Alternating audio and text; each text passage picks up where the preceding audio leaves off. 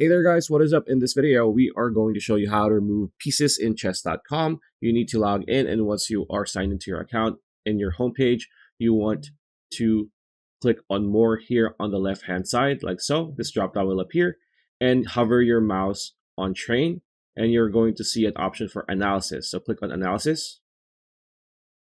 It's going to bring you to the analysis page. Now here, you can click setup position. There you go.